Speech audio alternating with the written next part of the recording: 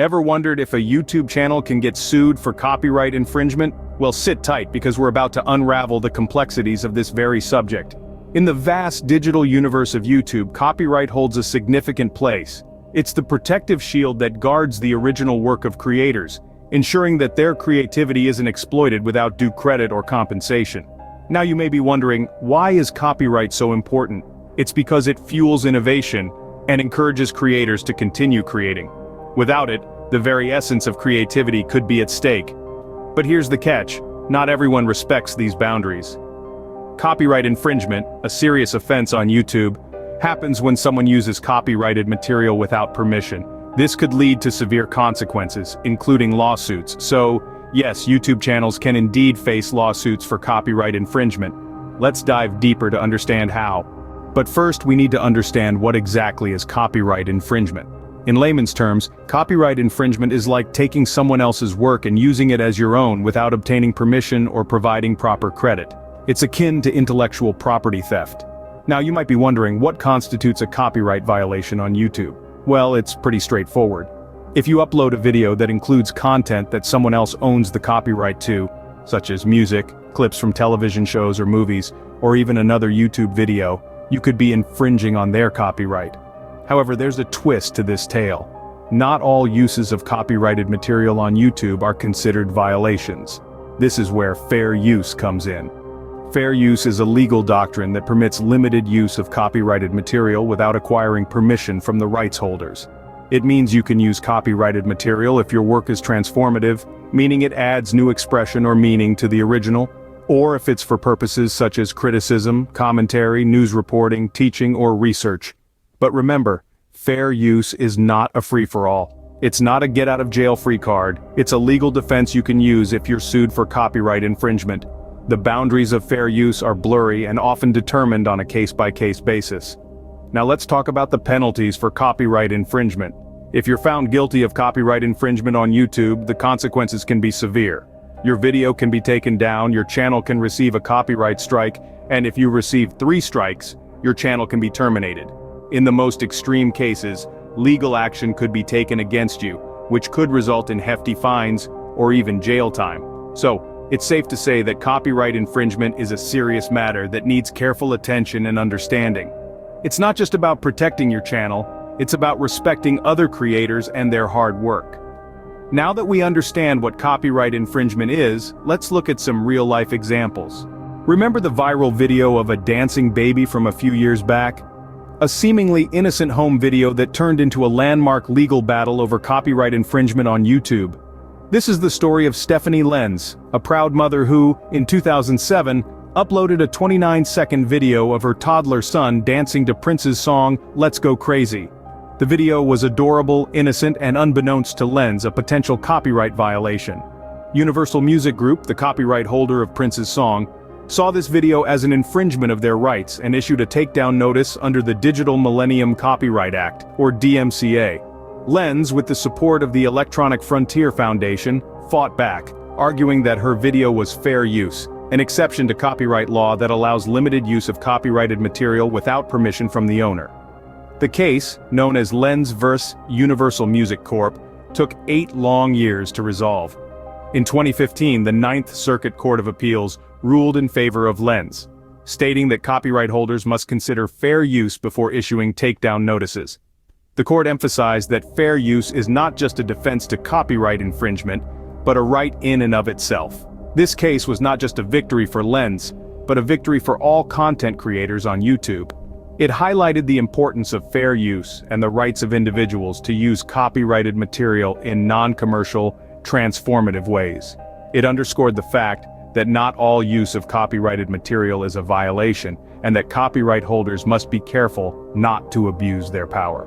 The dancing baby case serves as a reminder to us all. It's a cautionary tale about the potential legal implications of sharing content on platforms like YouTube. But more importantly, it's a testament to the power and importance of fair use in fostering creativity and freedom of expression. So, next time you're about to upload a video, remember the dancing baby. Remember the importance of fair use. And remember that even the smallest creators have rights. This case set a precedent for future copyright infringement lawsuits on YouTube. Ever heard of H3H3 Productions? If you haven't, let's shed some light on this popular YouTube channel that found itself embroiled in a significant copyright lawsuit. H3H3 Productions, run by Ethan and Hila Klein, is known for its reaction videos, often spiced with a dash of humor and criticism. In 2016, they found themselves in hot water when another YouTuber, Matt Haas, sued them for using large portions of his video in their reaction piece. Haas claimed that H3H3's reaction video was not transformative, meaning it didn't add substantial originality or new expression to his original work. He argued that they had simply reproduced his work and were profiting off of it. This, he said, was a clear case of copyright infringement. The Kleins, on the other hand, held their ground. They argued that their video was indeed transformative, as it provided commentary and criticism which falls under fair use. This fair use doctrine allows limited use of copyrighted material without permission from the owner, especially for purposes like commentary, criticism, news reporting, teaching, and research. The case dragged on for over a year, with both sides presenting strong arguments. However, the court's decision in August of 2017 was a landmark moment for content creators on YouTube. The court ruled in favor of H3H3 Productions, stating that their video did not infringe upon Matt Haas's copyright. The judge noted that while H3H3 had used large portions of Haas's video, they had interspersed their commentary throughout, making the video transformative and thus falling under fair use.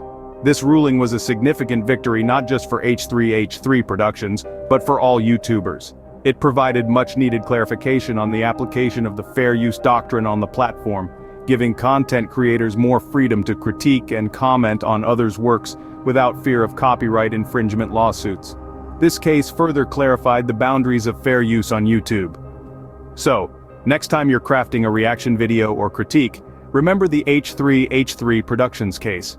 It's a testament to the power of fair use, and a reminder to always add your unique spin to any content you borrow.